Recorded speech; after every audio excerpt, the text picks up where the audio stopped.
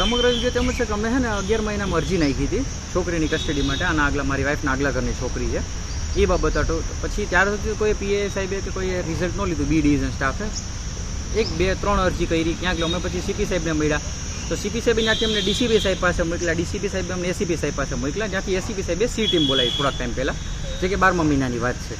તો ત્યારે અમે ગયા એ સી ટીમ ભેરા વિશ્વાસ રાખીને કે ભાઈ ખાખીનો વિશ્વાસ કરીએ કે અમને અમારી છોકરી અપાવી દેશે.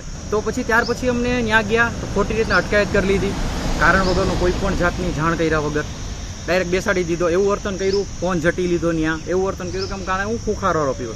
હું પછી ત્યાંથી તો છૂટી ગયો. થોડાક સમય પછી અમે બધું સારું થઈ ગયું, અમે શાંતિથી રહેતા. તમે કીધું છોકરી ભલે જવા દઈએ. તો એ વસ્તુથી તો પછી અમે જોયું કે છોકરીના પપ્પાનું નામ આવ્યું ચોરીમાં ને બધા કેસમાં.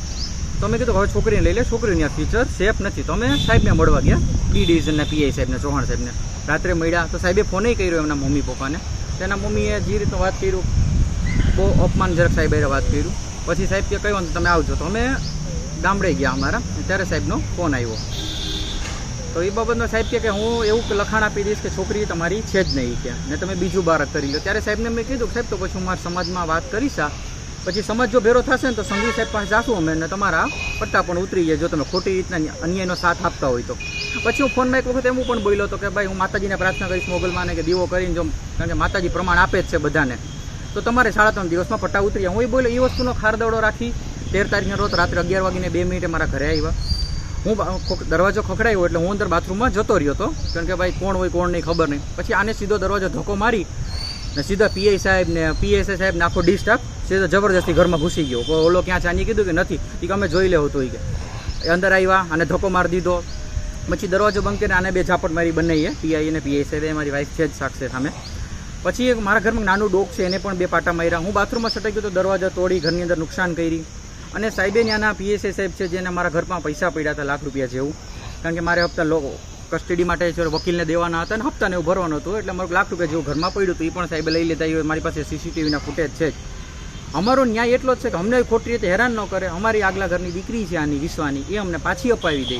બસ અમે ત્યાં ઘરે રહેવા જાય તો અમને શાંતિથી રહેવા દે. ને અમારે જ્યાં ઘરમાં જે નુકસાન કર્યું છે, ફોન તોડ્યો છે, મારા ફોનમાં નુકસાની કરી છે, બસ એ અમને પાછું હતું અમારો હજાનો થયો હોય એ આપી દે. ને એવું સાહેબનું એવું કહેવાનું છે કે મારા સંઘવી સાહેબ બધી છેડા અડે છે, હું સંઘવી સાહેબના બધા કામ કરું છું, એટલે સંઘવી સાહેબ તો મારું કંઈ નહીં કરી લે કે મારે પીએમ મારે છેડા છે, સીએમ મારે પણ છે, એવું બધા છે. ને મારે તો ડીસીપી સીપી તમે જ્યાં જશો ત્યાં કંઈ મારું કંઈ નહીં થાય કે તમે ત્યાં આગળ અરજી કરશો, જેટલી તમે અરજી કરશો હું તમને ત્યાંથી બોલાવી ઘરે. સીપી સાહેબનો બ્રિજેશ ઝા સાહેબ છે, એમનું કીધું હતું એમને. ડીસીપી સાહેબ છે હેતલબેન પટેલ, અને જગદીશભાઈ બાંગરવા છે, એમનું પણ એમને સાહેબે નામ દીધું હતું કે મારે બધા સાથે ઓળખાણ સારી છે, તમે ક્યાંય પણ જશો તમારું કોઈ નહીં થાય. તમે જેટલી વખત જ્યાં જશો અરજી કરશો એટલી વખત હું તમને ત્યાંથી ઘરેથી ઉપાડી અને તમારી અહીંયા આવીને સર્વિસ કરે. કોઈ પણ જાતનો કાગળિયા મોરો. અને પાછું એ કે ખોટા બ્લેન્ક પેપરમાં મારી પાસે જબરદસ્તી સાઇન કરાવી, મારી કરાવીને પીઆઈ સાહેબે અને પીએસઆઈ સાહેબે જબરદસ્તી, અને ડી સ્ટાફ આખો એવી રીતે માર્યો કે પગ ઉપર પગ સીધા કરાવી, પગ ઉપર ચડી ને પટ્ટા મારતા હતા. એવો મારો કયો ગુનો હતો? હાથ ઉપર પટ્ટા મારતા. હા, હું બોલ્યો હતો કે તમારી વર્દી ઉતરાઈ દઈશ, મારી છોકરી છે, તમે એમ કે બીજું જાણી લો તો તમે જ બીજું જાણી લો ને. અમારો કયો ગુનો હતો તમને અમને એટલી હેરાન? હવે શું માંગ છે તમારી? અમારી માંગ એટલે છે કે અમને હેરાન ન કરે, અમારું જેટલું નુકસાન થયું એની ભરપાઈ કરે, ને સ્વેચ્છાએ અમને મારી પાસે માફી માંગે. મારી પોણા 2 વર્ષની દીકરી છે. મારા મમ્મી પપ્પા જબરદસ્તી મારી પાસેથી લઈ ગયા છે.